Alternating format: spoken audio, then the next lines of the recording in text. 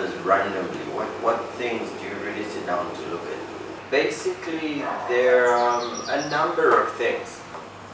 So as for the purpose of this discussion, I'll quickly want to just drill down to what we call principles of design, right? And in mind, I have such rules or guidelines as balance, emphasis, variety, unity, repetition, etc. To amplify, I would like to reconcile this, with a form of art that is common to all of us, right? Which is dressing, stemming from fashion design, right? Like I say, all of us when we wake up, we do think about the clothes that we're going to wear, and as we pick clothes at the back of our minds, we're thinking of colors that are going to go well together, right? So this is something that is almost innate or natural, right? And as artists, we call colors that go well together as harmonies. Right, so when you think harmony, you're looking at togetherness, peace, tranquility, right? Some of these harmonies are monochromatic. Just giving you one there. Alright, so what will the second color harmony be? The second color harmony will be called analogous, right?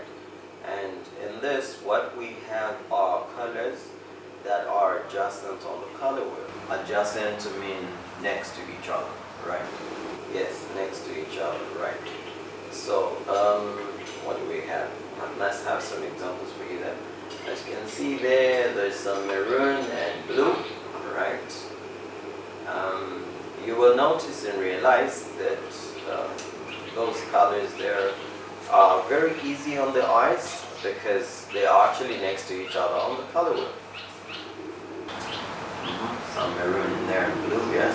Let's see, there should be some other examples. Those two equal examples of analogous. Those are colors that are pretty right. Yeah. Okay, so let's look at the third color harmony there. The third, we call it triadic. Okay, and so in this color harmony, what you have, or one uses colors that are equally distant on the color wheel, right? An example of this is a primary color. You notice, if I can just bring in that. Alright, so you notice the yellow has the same distance from red as it is from blue, right? Yeah. And, not the easiest, but can create very striking sensations, if well used. Look at the example of that landscape. And so in there you notice there is a lot of blue, you have your red in there in the tree, and also splashes of yellow. So those three, they're on the color wheel equally distant. You can use them creatively in that fashion and you will come up with something really good. And so from these examples, we do note, the examples that are, we've talked about dressing, I've shown you the painting or so. From these examples, you will notice that whether it is in dressing or in painting, there is a way to work with color, right?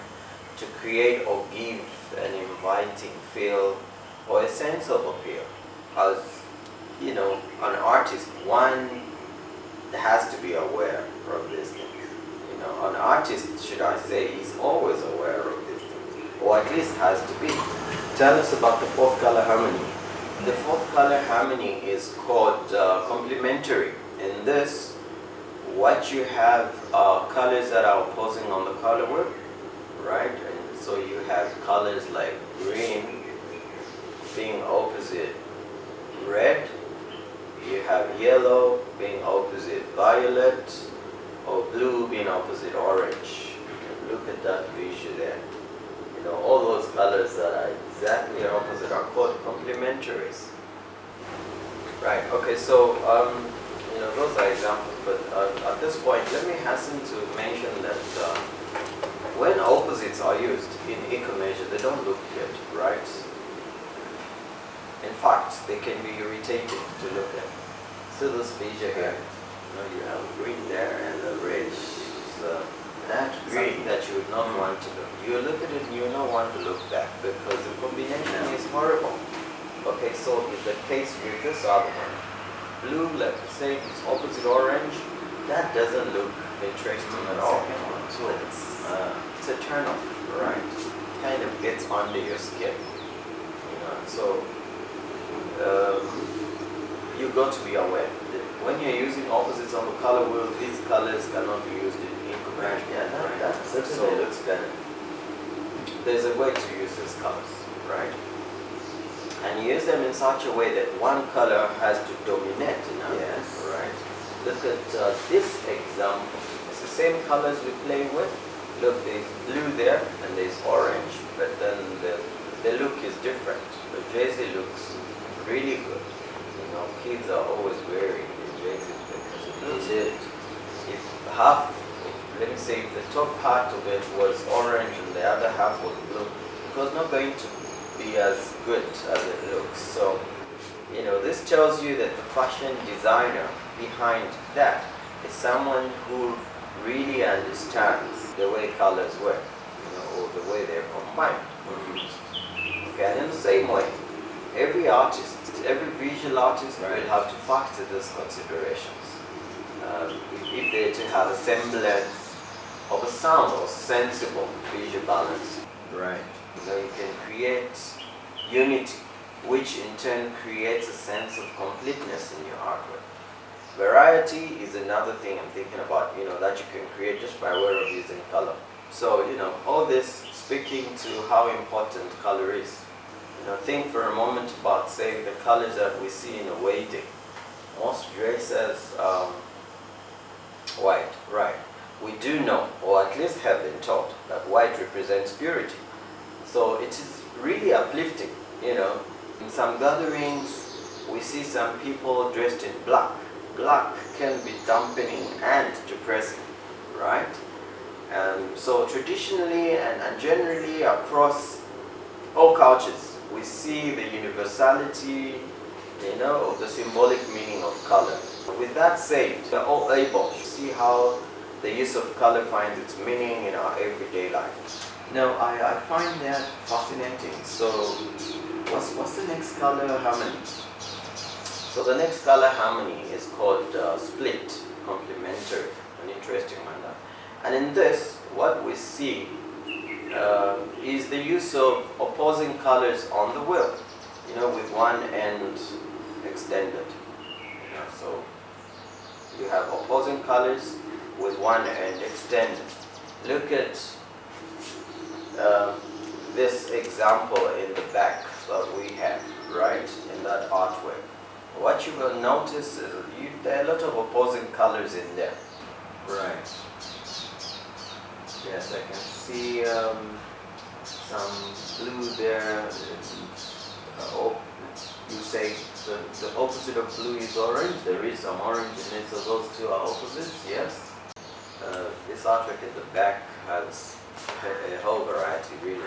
Not the easiest to pull off because it looks like it has a spectrum, the entire spectrum of colors. So it's really an interesting one if you can learn how to just combine those colors and create. And for the extension, what do we have? There is some green. Green is next to blue. Okay, so in that case you call that split, right? Okay, so we've looked at 5 color harmonies so far. What is the 6th?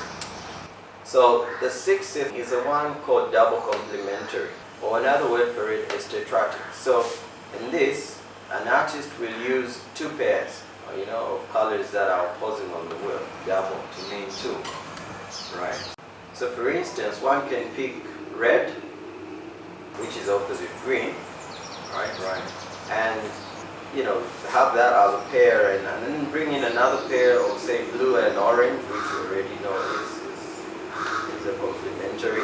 Another pair, you might have a yellow and a purple or violet. The following, right, is just one example. Look at how striking that view is. It is really scenic. That It is really scenic. And there is so much to learn about color. Indeed, we can go on and on. I would really like us to continue. We can go on and on. We have to end. Thank you so very much for making time. You're welcome. Really appreciate it.